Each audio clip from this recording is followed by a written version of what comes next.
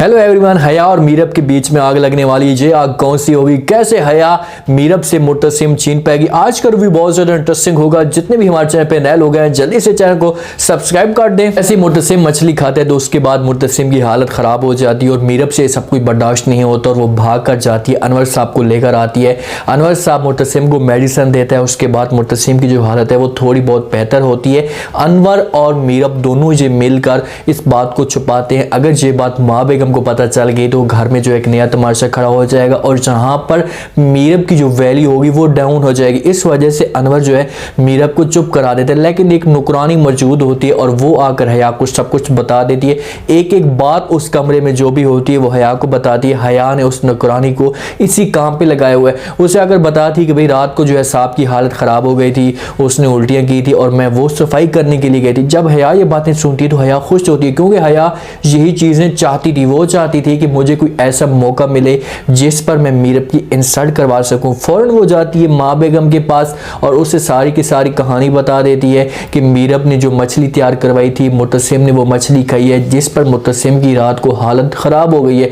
जैसे मुर्तसिम थोड़ा बहुत ठीक होता है, अपनी रिकवरी करता है, तो उसके बाद माँ बेगम के पास आता है। हया भी वहां पर मौजूद होती है। हया मुर्तसिम के ऊपर चीखती है, चलाती है और उससे कहती है कि भाई घर में जो चीज बनती है और आपको सूट नहीं करती तो आप खाते क्यों हो। जब मुर्तसिम ये बातें सुनते हैं तो वो हया को फौरन जवाब देते हैं। हया तो इस हिसाब से बात कर रही होती है कि मैं मुर्तसिम के ऊपर थोड़ा बहुत प्रेशर डालने की कोशिश करूंगी। मुर्तसिम प्रेशर में आएगा तो वो फौरन मीरब के ऊपर गुस्सा करेगा, लेकिन बिल्कुल इसके उलट हुआ। वहां पर मुर्तसिम कहते हैं कि भाई इसका ये मतलब तो नहीं कि जो चीज मुझे सूट नहीं करती तो वो घर में बने भी नहीं, ऐसा कभी भी नहीं हो सकता। और आप लोग ये बात कान खोलकर सुन लें कि मीरब जो है वो इस घर में अपनी मर्जी से नहीं आई, लेकिन इस घर में वो अपनी मर्जी से रह सकती है, सब कुछ खा सकती है, पी सकती है और ये हक मैं उसे आज देता हूं। ये चीजें हया जब सुनती है तो हया के चेहरे का जो रंग होता है वो उड़ जाता है। उसके चेहरे के जो तासुरात होते हैं वो बता रहे होते हैं कि ये सब कुछ उलट हो गया। वहां पर माँ बेगम कहती कि बेटा मैं तुम्हारी माँ हूं और मुझे तुम्हारे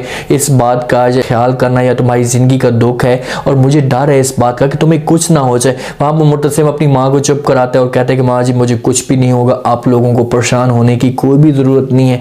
वहां पर इन दोनों को चुप करा देता है, लेकिन हया पीछे से खामोशी से नहीं बैठेगी। वो हर सूरत में माँ बेगम को भड़काएगी और उसे कहेगी चाहे जो कुछ भी हो जाए तुम मीरब का इस घर में रोब खत्म करो, इस घर में उसकी जो हुक्म है उसको खत्म करो, अपना हुक्म मनवाओ ताकि मीरब जो है आपके ऊपर हावी ना हो सके। अनवर साहब ये सारी सिचुएशन देख रहा होता है। अनवर साहब को पता चल रहा होता है कि भाई घर में क्या क्या चीजें चल रही हैं और कौन कौन मीरब के खिलाफ है और कौन कौन इसका साथ दे रहे हैं। तो इस वजह से वो आते हैं मीरब के पास और उसे समझाने की कोशिश करते हैं। उसे कहते हैं कि भाई तुम मुर्तसिम को ज्यादा तंग ना करो, अगर तुमने उसे ज्यादा तंग किया इस मुश्किल वक्त में अभी वो तुम्हारे साथ खड़ा हुआ है और अगर वो ज्यादा तंग हो गया तो कल को तुम्हारे लिए मुश्किल वक्त आ सकता है या मसला बन सकता है। मीरब ये बातें सुनती है तो अपने बाबा को कहती है कि बाबा जान मुर्तसिम ने अगर कल को मेरा साथ छोड़ गया तो आप ये कहना चाहते हैं कि हम भी आपका साथ नहीं देंगे। मुझे इस बात का कोई भी डर नहीं है, अगर आप लोग मेरा साथ छोड़ना चाहते हो तो अभी से छोड़ दो। मैं अकेला जीना सीख चुकी हूँ और हर चीज का या हर मुश्किल वक्त का मैं सामना कर सकती हूँ। बेचारा तो अपनी नीयत के साथ उसे समझा रहा है कि भाई तुम चाहे जो कुछ भी हो जाए प्यार से चलाओ, उसके साथ मोहब्बत करो, उसे ज्यादा तंग करके रखोगे तो वो तुमसे तंग हो जाएगा, तो उसके बाद तुम्हारा कोई भी साथ देने वाला नहीं होगा, तुम अकेली खड़ी रहोगी। मुर्तसिम अपने कमरे में मौजूद होता है, हया को मौका मिलता है, उसके लिए सूफ बना कर लेकर जाती है। उसे कहती कि भाई तुम और कोई चीज मेरे हाथों से खा नहीं सकते, जहर भी मीरब के हाथों से खा लेते हो, आज मैं तुम्हारे लिए ये बना कर आई हूँ तो कजन के तौर पर ये चीज तुम पी लो। तो मुर्तसिम बेचारा पीने लगता है, जैसे चम्मच उसके मुंह की तरफ हया करती है तो इतने में पीछे से जो है वो मीरब आ जाती है और ये सारा सीन देख लेती है। मीरब जब ये सारा सीन देखती है तो वहां पर मीरब को गुस्सा आता है और वहां से चली जाती है, क्योंकि उसे गुस्सा तो आना ही है कि भाई मुर्तसिम का क्या हक बनता है कि तू हया के हाथों से सारी चीजें खा, तुम्हारे घर में तुम्हारी बेगम मौजूद है और तुम्हारा ख्याल करने वाली है, तुम्हारा हक ऐसा नहीं बनता। हया और मीरब आपस में मिलते हैं, दोनों बातें करते हैं तो वहां पर हया मीरब को कहती है कि भाई तुमने सही देखा, मैं जो है मुर्तसिम के साथ मोहब्बत करती हूँ, उसकी जिंदगी में मैं रहना चाहती हूँ, अगर तुम मुझे उसकी जिंदगी से निकालना चाहते हो तो तुम्हें जो है हर सूरत में मुझसे दूर करना पड़ेगा। मीरब कहती कि वो बात तो ठीक है, तुम उसके साथ मोहब्बत करती हो, उसे चाहती हो, लेकिन अभी मैं उसकी ज़िंदगी में हूँ और किसी को भी मैं इजाज़त नहीं दूंगी कि मुर्तसिम को कोई मुझसे छीन कर लेकर जाए। हया कहती कि भाई ऐसा होगा, मैं तुमसे हर सूरत में मुर्तसिम को छीनूंगी, क्योंकि मुर्तसिम से सिर्फ और सिर्फ मेरा है। दोनों के बीच में जो एक आग है वो बनने वाली है, क्योंकि हया भी पूरी कोशिश कर रही है, उसको किसी तरीके से कोई ना कोई ऐसा पॉइंट मिलता जा रहा है जिस पर वो मीरब की इंसल्ट करवाती जा रही है। अब माँ बेगम के दिल में जो है ये बात बैठ चुकी है कि मीरब को इस बात का पता था, वो ये सब कुछ जानती थी, तो उसने जानबूझकर ये सब कुछ तैयार करवाया है, तो वो मेरे बेटे की दुश्मन है। मीरब जब अपने कमरे में मौजूद होती है, हया की ये बातें सारी उसके जहन में आती हैं, उसे डरा खौफ होता है, तो ख्वाब से डरती है। जैसे डरती है तो वहाँ पर मुतसिम इसके पास आता है, इसे संभालने की कोशिश करता है, पानी वगैरह ऐसे देता है, उसे कहते हैं कि भाई तुम एक हिम्मत वाली औरत हो, तुम्हारा नाम मीरब है, मुतसिम की मीरब, जिसके साथ मैं बेपनाह मोहब्बत कर, तो अपनी मोहब्बत का सब कुछ उसके साथ इजहार करता है और उसे समझाने की कोशिश करता है कि तुम्हें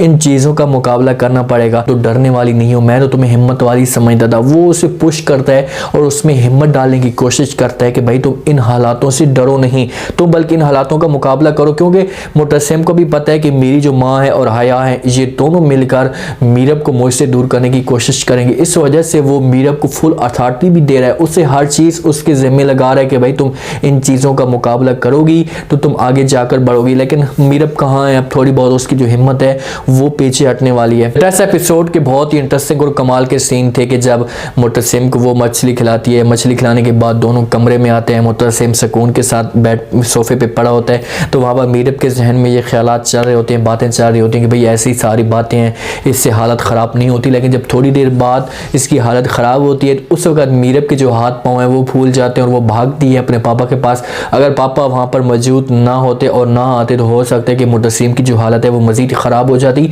और इस घर को पता चल जाता और मीरब का यहाँ पर जीना जो है बहुत मुश्किल हो जाता।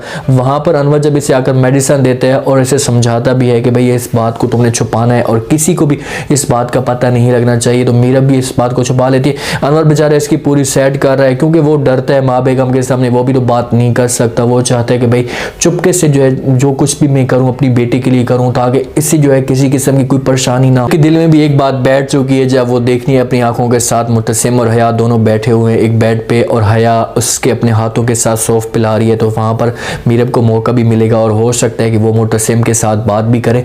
लेकिन मुतसिम जो है वो इसकी बात को क्लियर कर देगा, इसके जहन में जो बात होगी उससे कह देगा कि भाई ऐसा कुछ भी नहीं है, मैं सिर्फ और सिर्फ तुम्हारे साथ मोहब्बत करता हूँ, तुम्हारे अलावा किसी और के बारे में सोच भी नहीं सकता। तो मीरब उससे खुलकर बात करेगी तो मुतसिम उससे यकीन दिलाने की कोशिश करेगा और हो सकता है कि मीरब को यकीन भी आ जाए। दोनों की मोहब्बत आगे जाकर बहुत ज़बरदस्त चलने वाली है, इनके ऊपर इम्तिहान दोनों के ऊपर आएंगे क्योंकि दोनों के एक दूसरे के साथ मोहब्बत हो गई है, मीरब को भी मोहब्बत हो गई और मुतसिम को भी मोहब्बत हो गई है।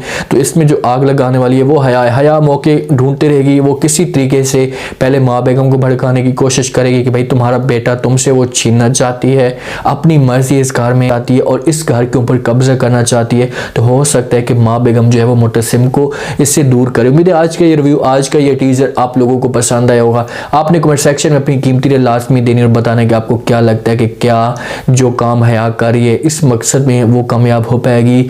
मीरब को भी मुतसिम के साथ मोहब्बत होगी, दोनों को जब एक दूसरे के साथ सच्ची मोहब्बत होगी तो इनके ऊपर कौन सा तूफान आएगा, कौन सा इनके ऊपर मुसीबतें आएंगी, ये सब आपने कमेंट सेक्शन में बताना है। और चैनल को लाजमी सब्सक्राइब कर दें, अपना खास ख्याल करें, दुआ में याद रखें। मुझे दीजिए इजाज़त, अल्लाह हाफ़िज़।